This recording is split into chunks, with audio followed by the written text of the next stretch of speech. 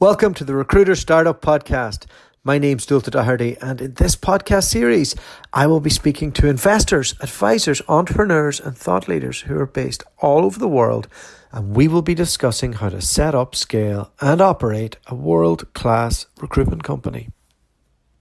Today, I'm speaking with Andrew Keene. He's the MD and founder of Thompson Keene. He's been in the industry for over 20 years. 17 of those years has been spent setting up, running and operating his own specialist boutique recruitment firm that focus on technology positions within the banking and fintech sector.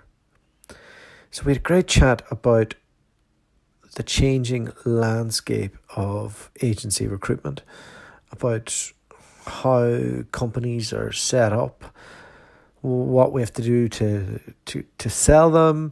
A lot of chat about his thoughts on what he needs to do to increase their brand awareness, and really putting themselves out there and not being guarded as was the norm in the 1990s when he started out in recruitment.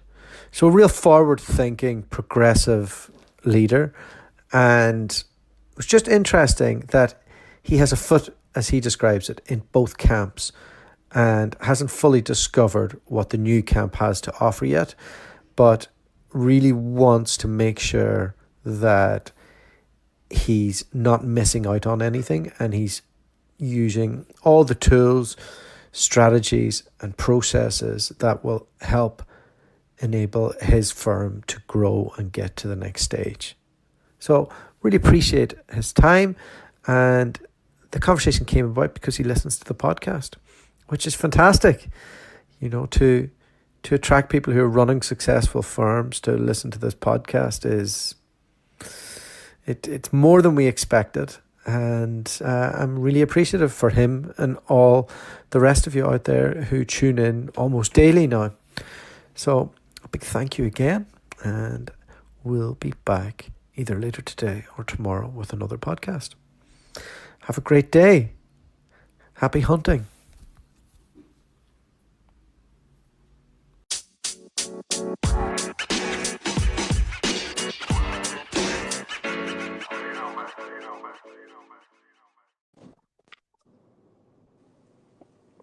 Andrew Keene, how are you?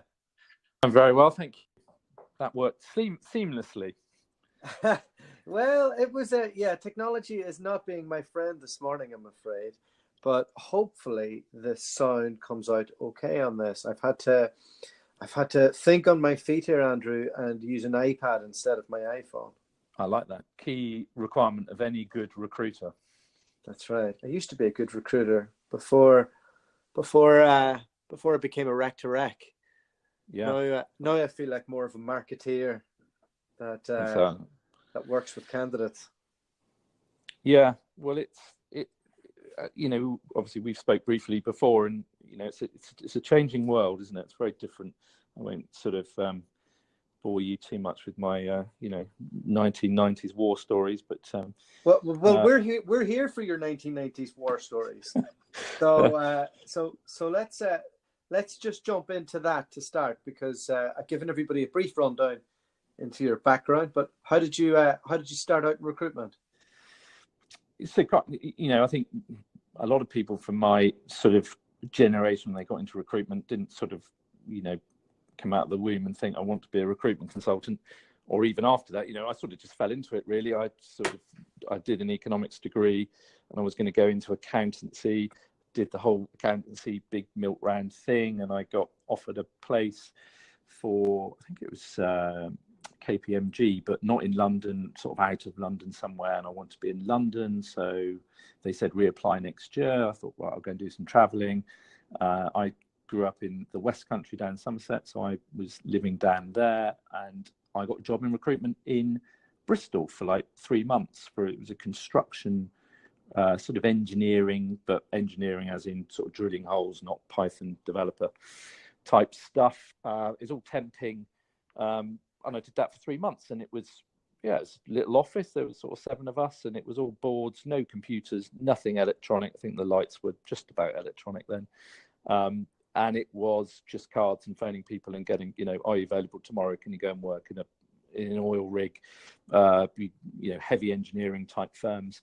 But it was, kind of very busy, seemed to pay quite well. And it was quite interesting for someone who had sort of come out of uni and done, usual part-time sort of bar work and stuff like that, to be in that environment with a load of different people.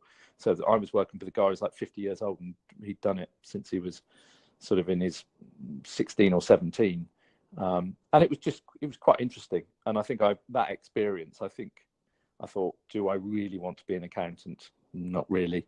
And then I wanted to move to London. I did a bit of traveling, came back, and I got a job working for McGregor Boyle, which was sort of a bit more, I wanted to do something a bit more kind of focused on the city and kind of banking. And again, I think I sort of, at the time, did I think I was going to be doing it 20 years later? Probably not. I think I probably thought this is something I could do for a bit, and maybe I'll get into a bank and do something more professional, in inverted commas. What did your parents think? You obviously got a good degree. If you're probably getting offered for PwC, and that everybody must have seen you as somebody who was going to work in professional services. Was it a bit of a shock to them that you wanted to go and be a white boy? Yeah, I think maybe a bit, but I think they didn't necessarily sort of come from that kind of background. They'd kind of, my dad worked in a big corporate, but he'd sort of worked his way up. That you've got to go. I'm sure part of them was disappointed because they'd be want their son to be an accountant. But they were pretty cool with it. I think I probably didn't have much dialogue with them at the time. I probably just did it. It kind of, in those days, it was, we're talking back to 96, I think, when I joined MB, Greg Ball. There was good money in it pretty early on. So, I'd sort of bought a flat within a couple of years. And so I think from that side, I think that those probably concerns were probably sidelined by the fact that, the lads seemed to be doing okay. On his own 2 feet. How early on were you in terms of McGregor Boyle? In what way? Like, had they just launched, or were they going for a little while? Or? No, they'd been going for a while. So they were, I think, about 20 people when I joined them.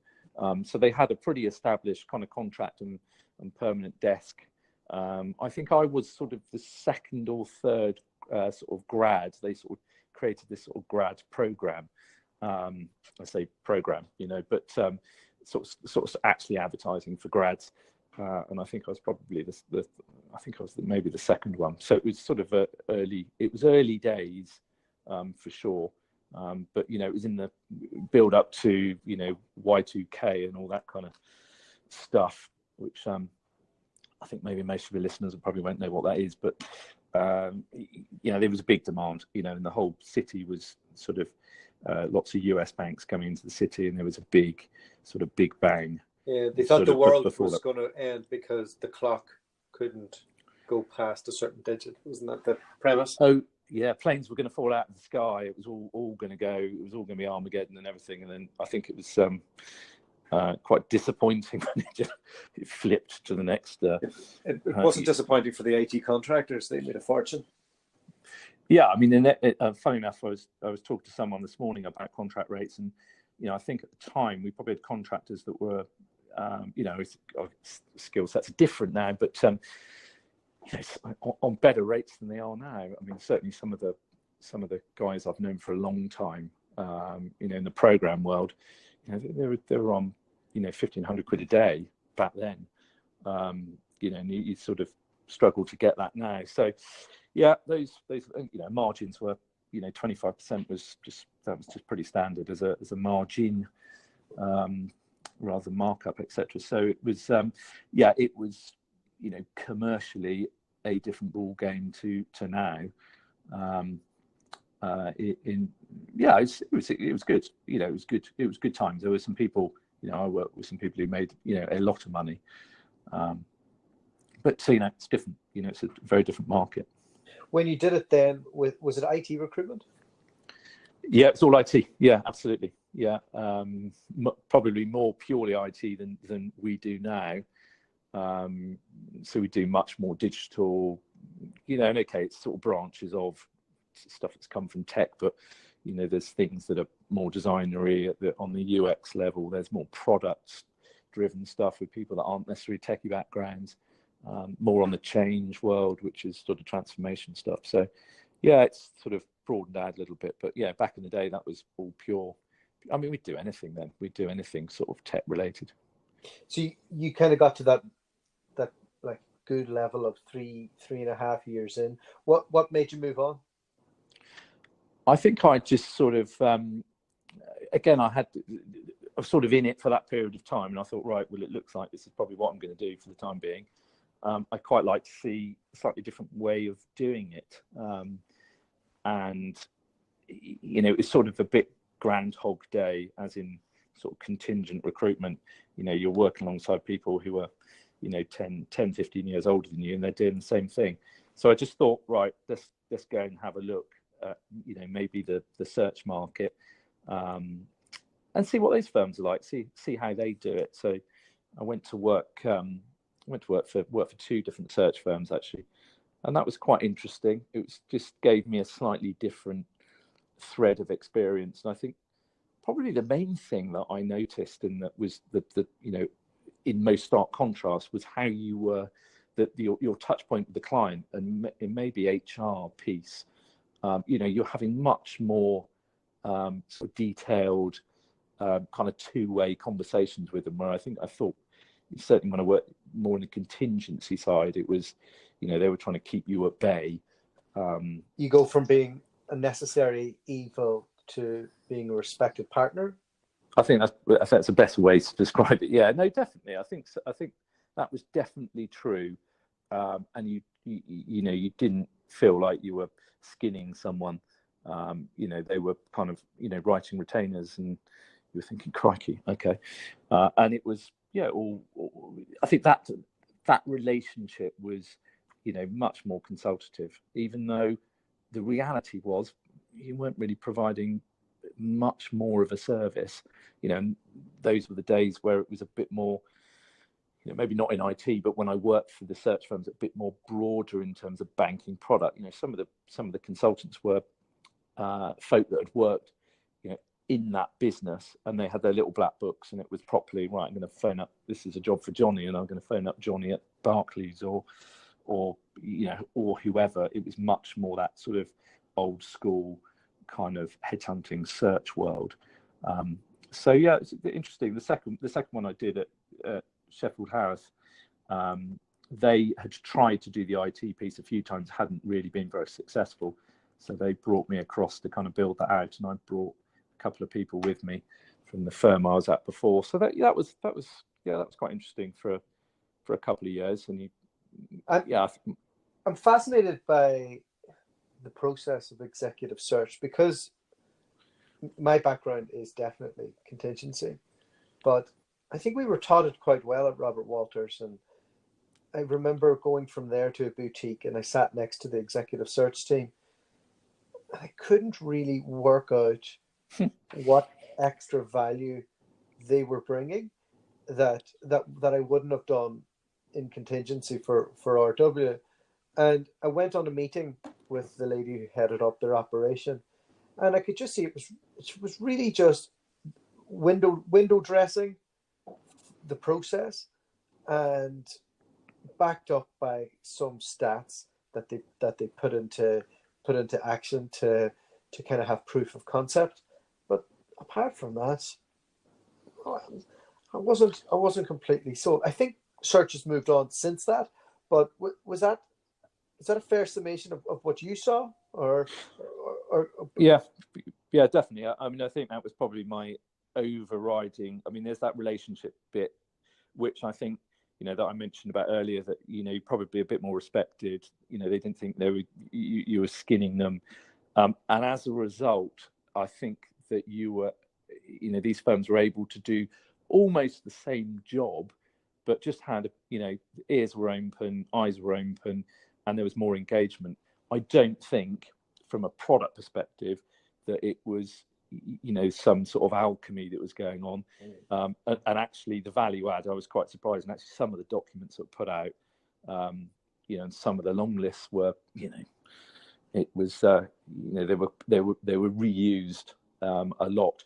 Not to say that perhaps the quality of the engagement, because that relationship bit did filter through a little bit to the candidate side as well. So I think possibly what it did, if you worked for those sort of boutique search firms, it meant that you were probably, before, we're going back before LinkedIn, before that kind of engagement, you were able to engage with candidates better. I think people would pick the phone up if you were at, a firm that they've heard of from a search perspective.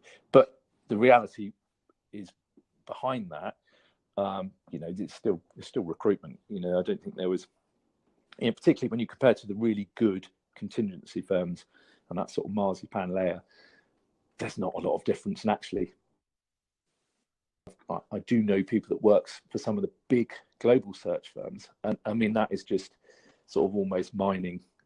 It's they've got a process, they've got a system, and they get searches because of the brand. So I mean, I'm sort of maybe a little bit like you. I'm skeptical maybe of why people pay big retainers to some of the big sort of international search firms. I get the boutique firms, that cost structure allows them to focus very much on those roles, which is always my criticism on the contingency piece. You're battling with your competition, and time and effort, and if you're cutting corners, you can't do an absolute thorough job. So if you've got something on exclusive and you've got a bit more time, of course you can spend so much more time on the research piece and on the discovery side.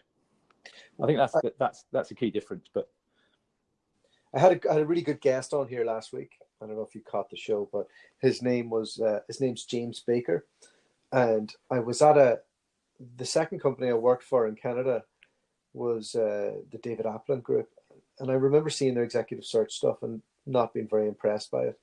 But he was running an office in the contingency space, and I think he may have taken over the exec search arm as well. I'm not too sure, but anyway, he went out on his own a couple of years ago, and he described last week how his firm works now. So they have software that helps them choose who's the right person, and he calls it fit, find, and retain. But long story short, he increases the price, so fees are probably 30% instead of 20 or 25, and then what he gives as an extra added service to that is he adds. They have the first bit of stats and stuff that find the right person. Then they do psychometrics and a series of psychological type tests that dictate the fit. And then he offers a 12-month guarantee where there's ongoing things that they put in place that helps make sure the person stays beyond 12 months. So I thought that was really interesting that he was trying to find like something that was a bit more. Yeah, definitely, because there's that is obviously value add, and I can see why firms would you package that up and firms would pay more money for it. I think I think that's the way the market's going. I know when we sort of chatted before, it's finding the value add. Clients much more sort of looking back in the 90s and now, the competition's better.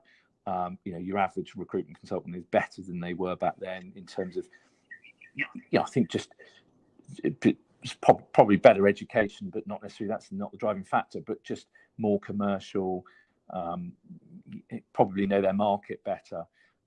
So I think that, firms have got to look at, you can't just say, we're doing upper end stuff and we're a search firm, we're going to charge 33 and a third or 30%. I think clients want to see what's the difference. It's not just purely the brand. It's and we look at these direct models. Lots of firms, particularly obviously big corporates, got their own direct models. They got often their own. A lot of the banks we deal with have got their in-house search practice, and most of those people they've lifted from good external search firms. And they're paying these people pretty well. So therefore, they've got that in-house capability. So when they go to market, they are expecting, something, very good. They want it solved. It's not the days where you could go in and get a retainer. Sorry, this hasn't worked out. We'll see you next time. The expectations from clients are very high, and I think also at the contingent level as well. That's certainly the big difference, I think, in the last 20 years. And then you add in all the technology stuff and all the tools and the platforms and everything going off in different directions. It's easier to set up and harder to be successful, I think. Yeah, I think so. And I think the thing I've noticed possibly in the last 5 years, and maybe in my sector because of everything that's happened in the last 10 years, is that there aren't that many firms that have gone from being, small, so, sub 10 to 30, 40 people. Whereas I think if I go back before that, there were firms you're like, God, I heard of them. Well, they're like 35 people now. They only set up 2 years ago. So I think, as you say, it's easy to set up, but I think the barriers to entry, as in getting to that point where you're scaling, I think it's harder, which is a bit odd given the technology that's available. You can get LinkedIn, the discovery bit, etc. You can automate some of the process. So yeah, I mean, it's interesting. It's an interesting market. I mean, you've got the whole RPO piece, you've got the direct recruitment piece, you've got these platforms that are kind of coming up. I mean, what's your thought on these various platforms, say, Hire.com and Talent.io, etc.? I think with any type of technology, they'll wipe out the bottom end of the market. So I think we only have to look at blue collar recruitment right now. And Bill Borman was at a talk. I think it might have been the Expo last year. He gave a talk on the robots are coming, and yeah, I was really interested by it. But the general premise of it was that all blue collar recruitment, automation has squeezed it so much that the rates are untenable.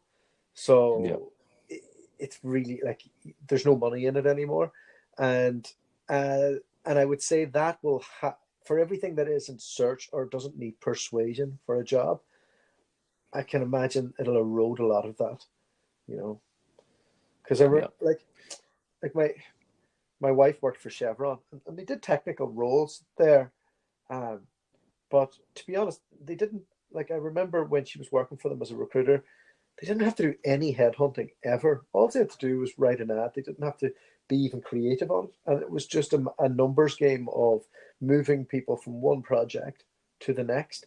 And I think all those type of recruitment functions will be gone with automation.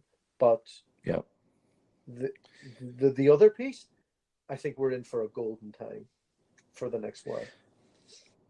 Yeah, I think so. I think that it's and I'm sort of got half a foot in the sort of old school piece, and I'm obviously use lots of new tools and methods, and always open-minded to it. And one of the areas where we've been quite weak is the sort of social media piece.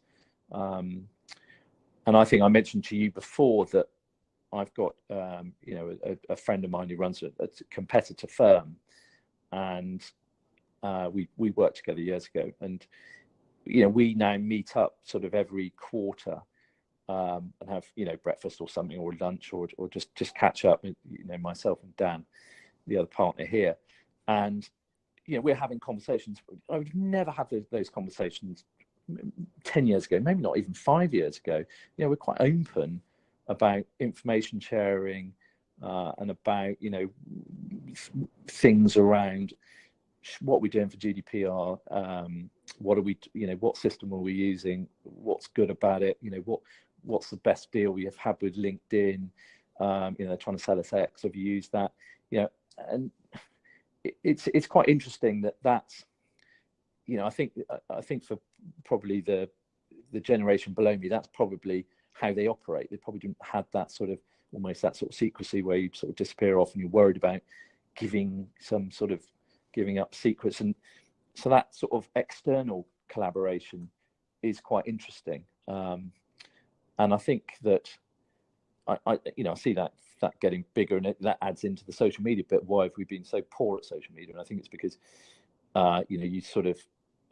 you've got to get past that, or I've got to get past that sort of exposure thing of, I might say the wrong thing, or, eek, should we be telling the outside world about this stuff? And, perhaps that's my generation that is sort of, to get past that a little bit, really, because, actually, it's really interesting having some conversations with people about, and I've been to a few, events more recently.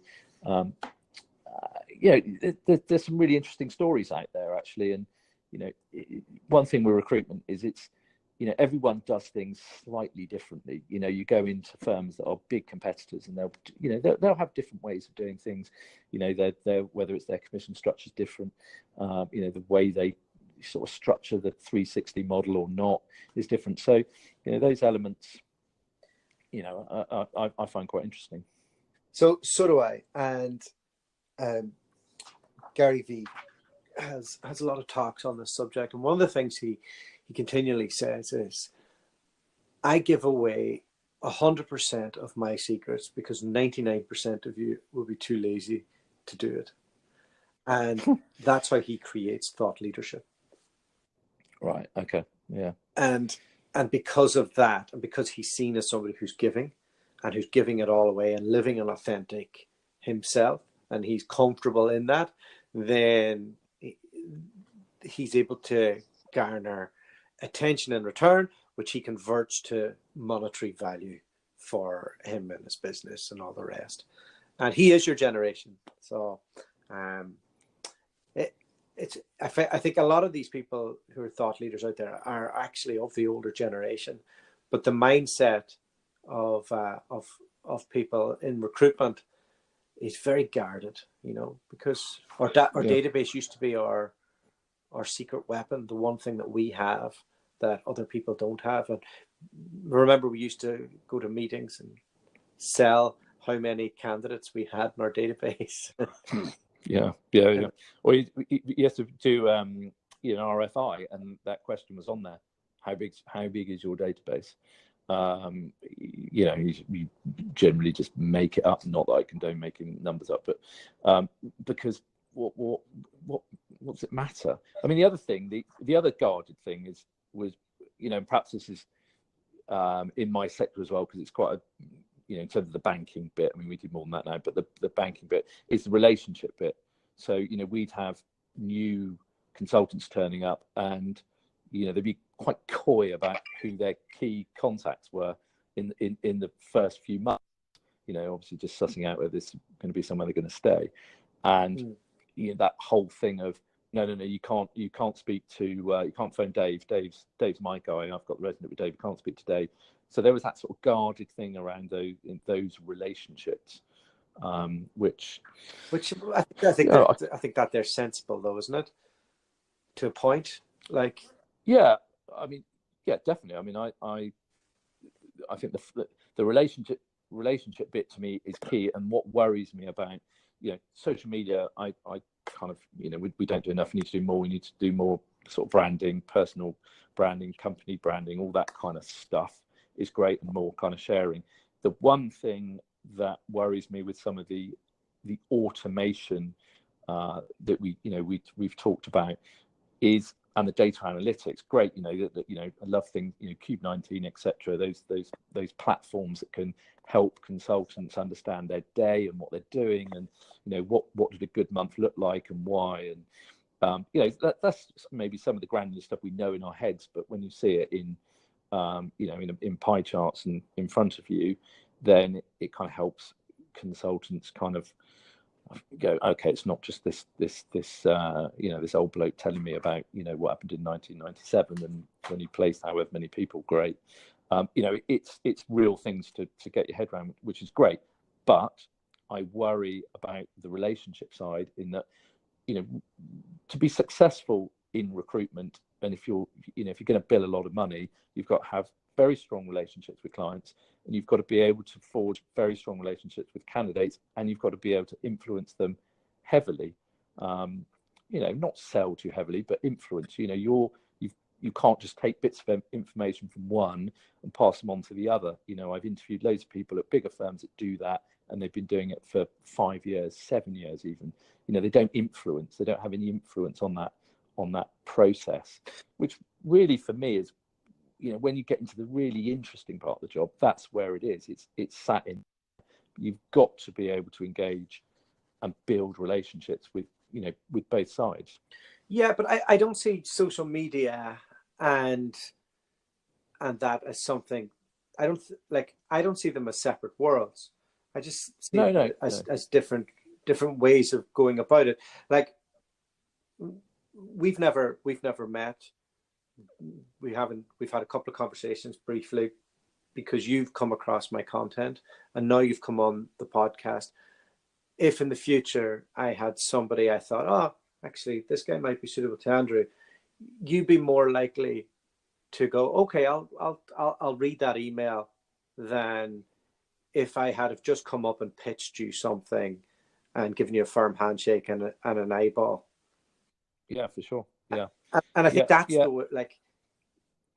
using technology and media in the right way to build trust in an authentic way, and moving maybe moving away from forceful traditional sales and into influence and trust.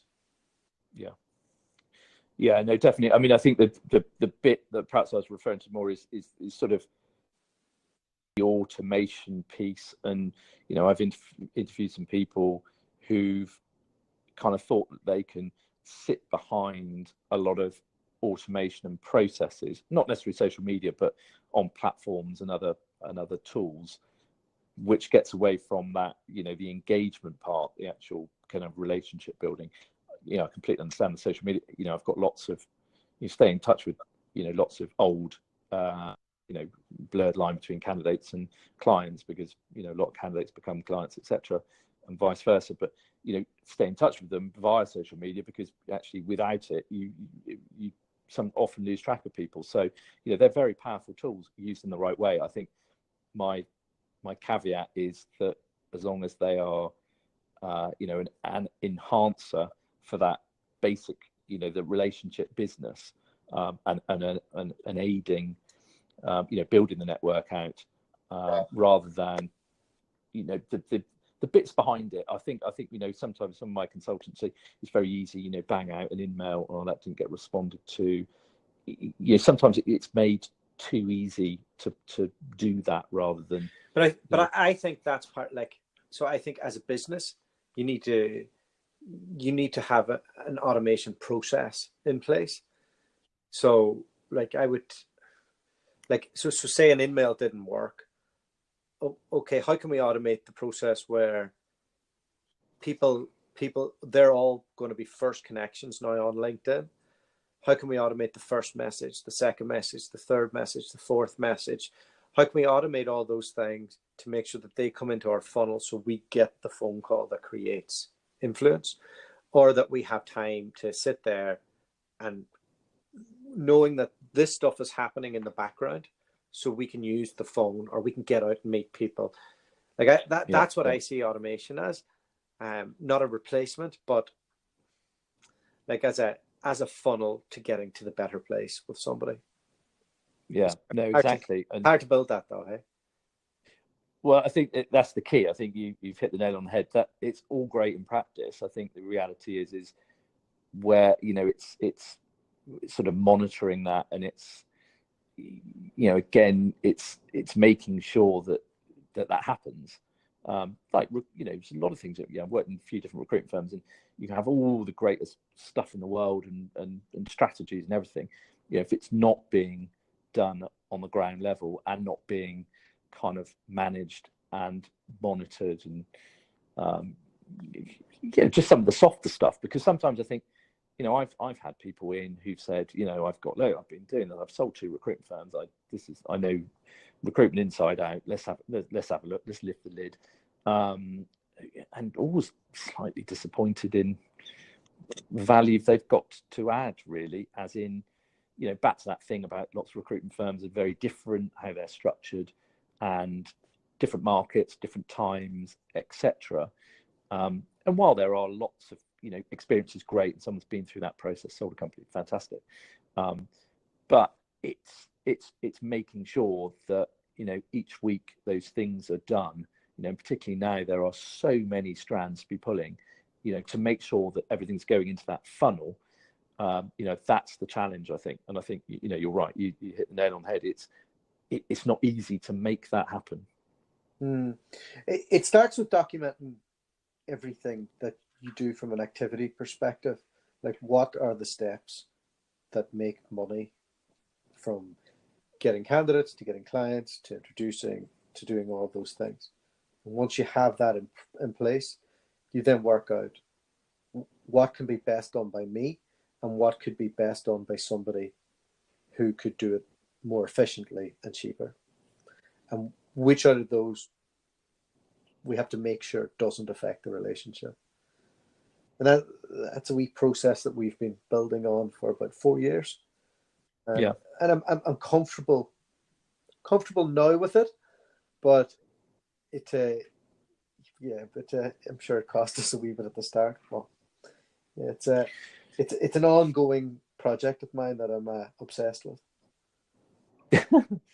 Well, obsession is great. I think I think we talking about some of the sort of the softer bits of recruitment, and some of your previous podcasts have talked about, work-life balance, and how's that possible in recruitment. It's a hard job, and it's certainly a harder job than it was. It put on those things I mentioned before. Clients' expectations are much higher than they were 20 years ago. The competition is much better. The discovery bit is, everyone can access LinkedIn or other platforms. You've got to really be driving value add all the time, as well as all these things we just talked about. Making sure all this is happening and everything's going in the funnel, and on my technology side, the technologies are kind of merging. So that in the days of 20 years ago, certain banks hired on certain platforms and others on different platforms, so different sort of little candidate pools. Pretty much the technology now is pretty agnostic in terms of the sort of platform side, and we're just people are just looking for, certainly with offshore models, nearshore models, the on-site stuff in London, it's just looking for top 1% of candidates. So it's finding those really strong candidates. So that for us, that's the challenge, is more on the candidate side than it is clients, because we've got good clients, and it's about maintaining them and delivering. But it's a hard job. I mean, I think it's when you work for a good firm and you've got all the other, you haven't got the sort of boiler room kind of sort of tactics or environment, you've got somewhere you enjoy. Actually, the job now is, I think, much more rewarding. It's because the influence bit, the value you can add. It's not just make 100 phone calls in a day and see what happens. So I think for maybe some of your listeners that are consultants with a couple of years experience, I think actually they will have, and we talk about this market changing, they will have so many good options of where to go. There's no reason why people need to work for some of these boiler rooms, because so many firms like mine, lots of others, that have got clients and got roles, there's money to be made if people have got the right attitude in terms of wanting to influence and wanting to do some of those hard bits, really, hard conversations, direct conversations.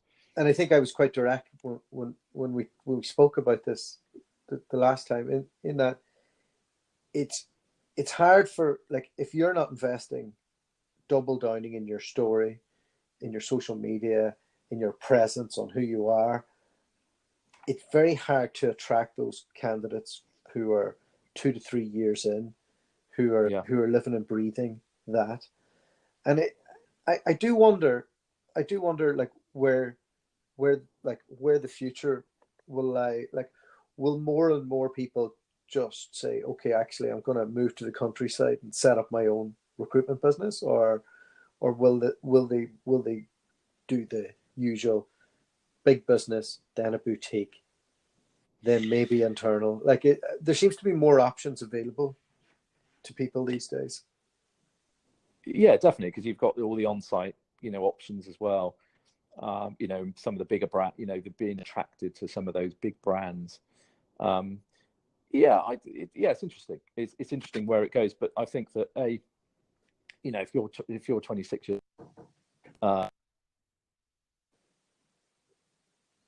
you've got the other, while that's great, we don't have to commute. I couldn't worse when I was 26 or 27. I wanted to be in a busy environment, in an office environment, and all of the things that brings with it. So I don't know. I think that some flexibility and people working from home. I think these days with cloud-based systems, it's a lot easier to flex. But I worked from home for quite a bit when I first set the business up. In the early 2000s, and God, I couldn't wait to get in an office with other human beings, because I think that's part of it, isn't it? Part of the office kind of ecosystem, if you like, that collaboration. And yes, there's loads of tools you can get to do that remotely, but God, if it's great if you're you've got family and you need that flexibility, but if you're in your 20s and I agree with you. When I was, it's hard not to see the world through the prism of your own current eyes. Like, I'm 35 now with 2 kids under 2, so to have that flexibility and to be able to work remotely is a big deal for me. Yeah. But when I was 27, I couldn't have thought of anything worse. Like, I just loved the energy of just going in and competing against everybody else, and and competing with the market, just being in that sort of busy. I'm mid-40s and I've commuted into London for quite some time, and I still, you can have days where you just hate it, but when the trains don't work. But generally, I still get a buzz from working in town. But again, it's great. I work from home at least once a week. And it's good having that flexibility, and all the technology allows you to do it seamlessly, and phone calls flip through and all that kind of stuff. And you're probably the same. At the moment, the age you are, and you need to be more time at home, and then it will flip where you've got a bit more time when the children get a bit older, and it's good having that flexibility. There's no reason why recruitment firms can't have that. And I think again, it's the usual thing of it's the better metrics you've got, and not just billing numbers, but as you say, if the data is going into systems and you can quantify it, then that people are at home and they're doing what they said they were doing. With when we talk about work-life balance, I kind of feel more like I've got work-life integration. I'm not a balanced person. Like, I'm full-on lunatic. So I'm going all the time, whether it's training or if I'm going out for a beer, I'm going out for 10. I'm not drinking now, by the way, but well, it's nearly 12, so I mean that's but when, like, my day, I'm on the emails and all the rest first thing before breakfast, and like last thing at night, and I'm just tying up a couple of things with things in Hong Kong or wherever's getting up at that stage. And I kind of know that there's certain times in the day when I need to be present. So I don't really switch off at a certain time. Has things changed from an employer standpoint now, where when people used to leave the office, they were done? Like, are are you finding that your best people are more committed beyond leaving the office? Like, they might go home, have their dinner, and then they might be answering emails or be on LinkedIn or doing a little bit extra from home, Definitely. or yeah. Yeah. I mean, I think yeah, it's, you try not to fall into that trap of, oh, who was the second person in the office this morning, and great, sometimes this job you need to do the hours, but I think, what does that mean? Scratch below the surface. I've got one guy here who's probably the biggest biller, and I'll get an email from him, or an email to go around on like the group email, at 10:30 at night, because he's just thought of something, or he's just had a phone call, or he's just come back from drinks or something. He's a lunatic. He's a lunatic, and that's Yeah. good. You want lunatics. You don't want them all to be like that, though. No, but also it might be, I think from an employer perspective, you need to flex as well. So you can't have that, right, so-and-so left the office at 5:30 2 days in a row. I think, things like, if people want to go to the gym in the day, then yeah, absolutely fine. If you're going to take an extended, you're going to go and meet a mate for lunch and for 2 hours, but it's back to that trust thing, I think, and it's back to that, if people are performing and doing well, and I remember, go back to the McGregor Ball days, there was a couple of big billers there, they're big in many respects, but and they, it's going back to the 90s, slightly different world, but they were in the office for two hours a day maybe, but they were making a load of revenue, so who cared? But if you weren't, why are you leaving at 6 o'clock? So there, it's kind of making sure that the performance isn't just geared to, is someone in the office from 8 till 6 or beyond. Okay, if someone's trying to dig themselves out of the hole, they need to spend a bit more time. But I think the email and everything else is so good. One thing I've noticed is that probably the highest billers, they're always on their mobiles to people. They don't really use the office phone for kind of client calls. That has its flip side, in that, I like people to be in the office so juniors can hear them having those calls, because, it's kind of part of hearing how people go about it in different styles, and it's a good learning process. But that's what happens these days. People having those calls, you can't necessarily quantify it, because they're having those calls at 9 o'clock at night, or 7:30 in the morning. And how does that work from an operations standpoint? Are they tracking that stuff whenever it's on their mobile? Are you able to kind of, are you kind of like, oh, we just kind of have to let that go, and maybe kind of? Yeah, I think a little, okay, if it's a company mobile, you can bring your own device or use a company mobile with us, and yeah, you can look at the calls if you want, all those sort of stuff. I mean, to be honest, it's not like we're 200 people.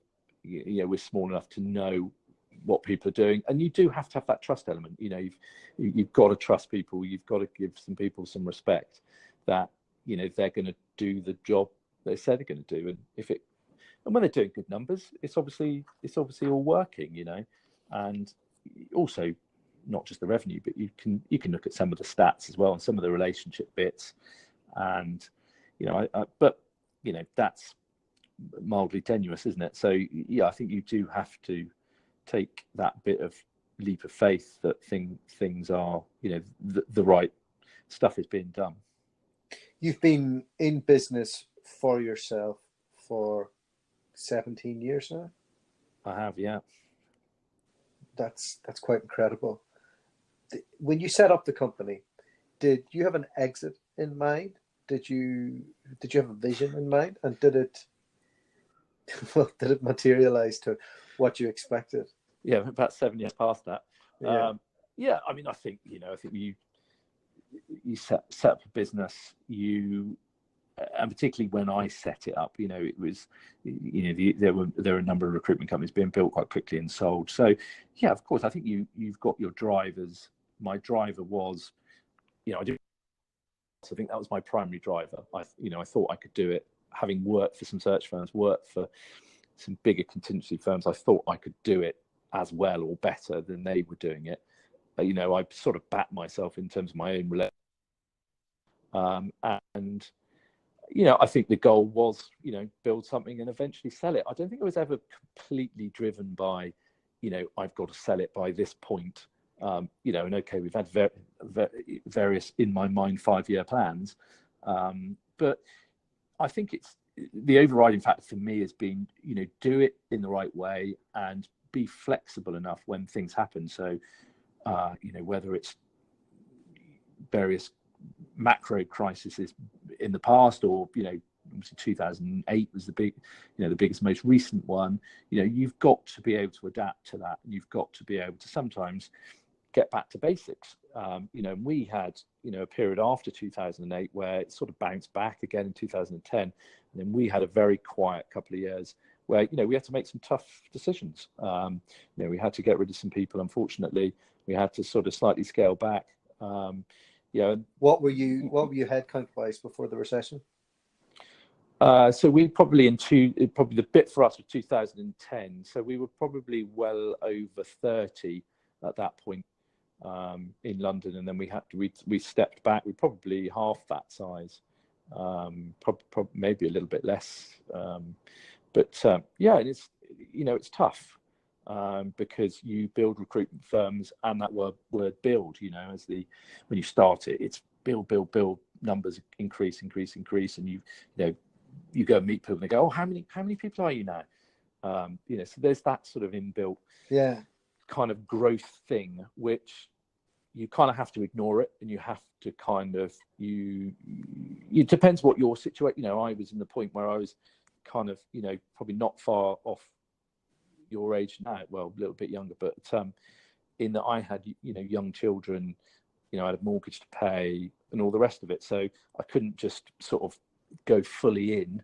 I had to make some sort of income out of the business, so it was a slightly different kind of strategy. It was, it's always been a sort of an organic growth strategy, and to create a profitable business, not just one that's going to have growth. It's interesting because I was sort of reading some stuff this morning in the FT about talk about all these big unicorn firms that are kind of haven't never made any profit, but their multiples are based on their value is based on their growth.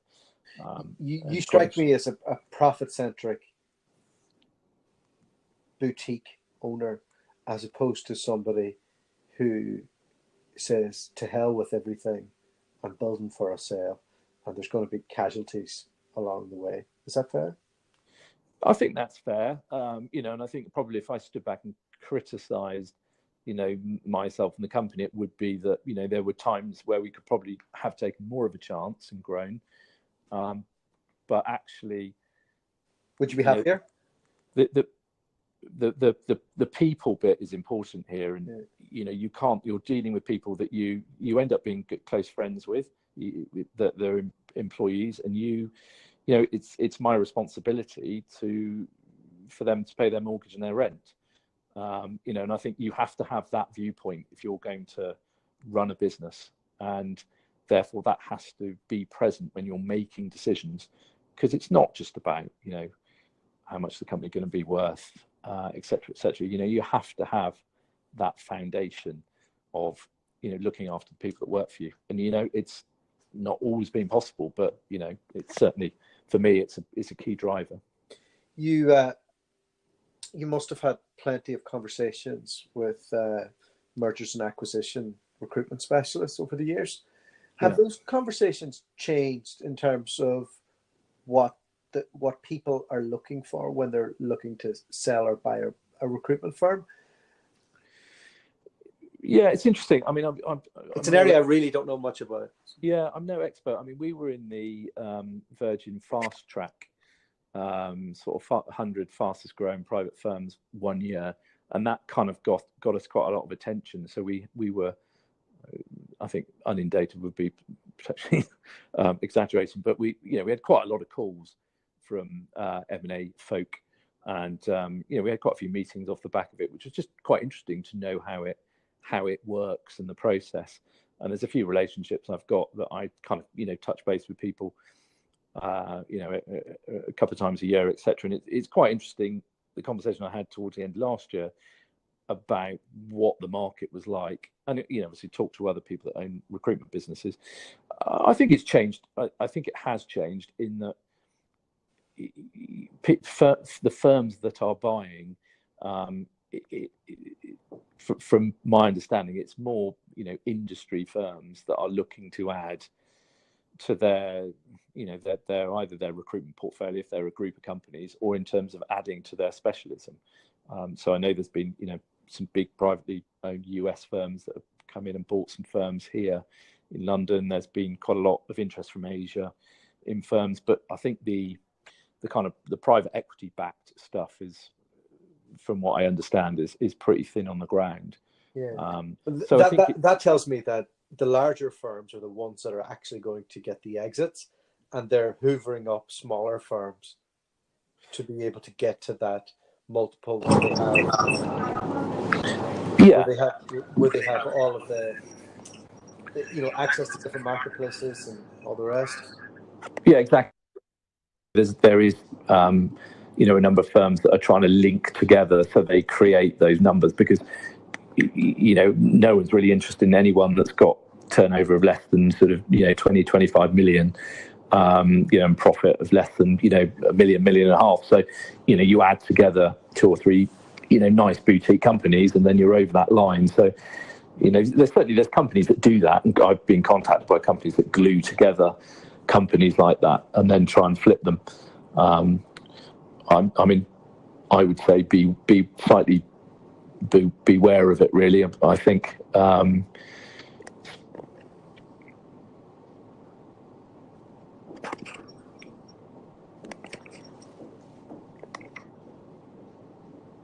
Hello, you've cut out on me there, Andrew.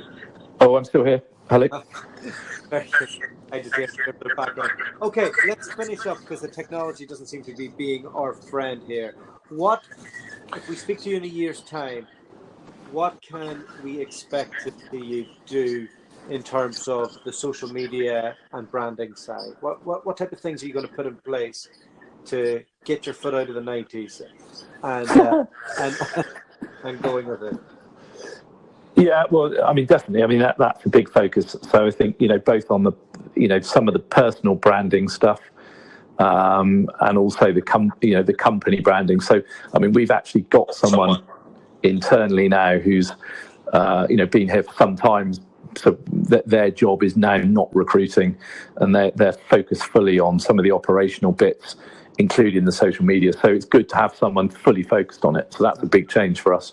And that's the beginning of, maybe hopefully a steep, learning curve, I think, but also, change in the way we approach social media, and just getting out there. Because I think, as saying earlier, I think there are some really good people that work for probably some firms that don't quite suit them, and they want something a bit different. And I want to be able to kind of find those people, or let them find you. Or let them find me, better still. Yeah, exactly. So, and I think it's, for us, it's a big focus. We've got some growth plans, but, that is kind of overarching all of it, really, is just being much more prolific on social media and just engaging, I think, with the wider market. So, yeah, you can KPI me on that one, Dualta, for a year's time. Okay, excellent. Well, I'll be catching up with you when I get into London sometime. Perfect. And then we can have a follow-up chat from there. Sounds good. Thanks very much. Thanks, Andrew. Take care.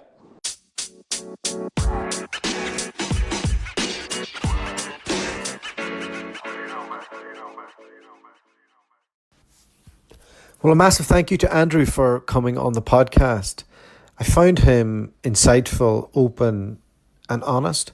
And sometimes when we interview search firm owners, they try and paint a picture that they think will suit their brand, or some of it might be a bit contrived.